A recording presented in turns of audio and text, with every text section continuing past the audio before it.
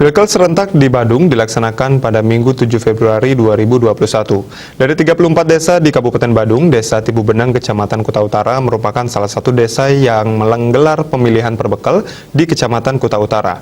Pilkal yang dilaksanakan saat pandemi ini menyiapkan bilik khusus dan tetap menerapkan protokol kesehatan yang ketat.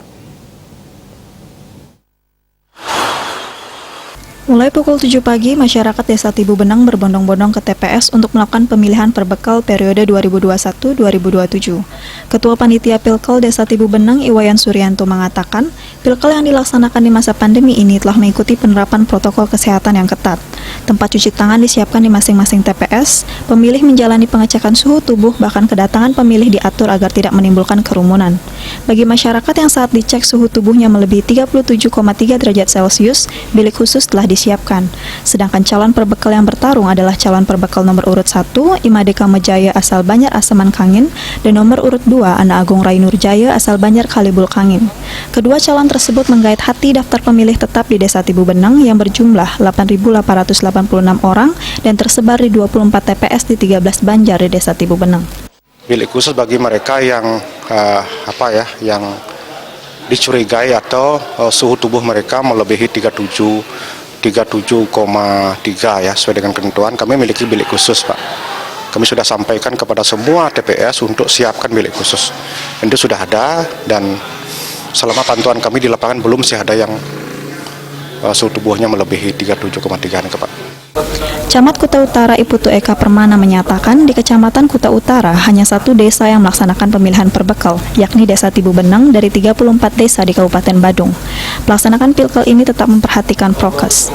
Pihaknya dari kecamatan dan desa di setiap TPS telah menempatkan tim untuk mengawasi penerapan protokol kesehatan, sehingga pelaksanaan Pilkal ini aman dari COVID-19 dan tidak terjadi klaster baru COVID-19. Supaya kegiatan pelaksanaan pemilihan perbekal ini tetap patuh prokes.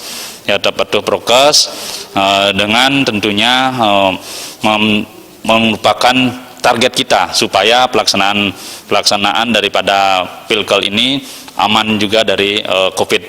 Dan juga dalam kondisi sekarang ini kita dalam kondisi PPKM, sehingga kita harus betul-betul memperhatikan prokes di masing-masing TPS.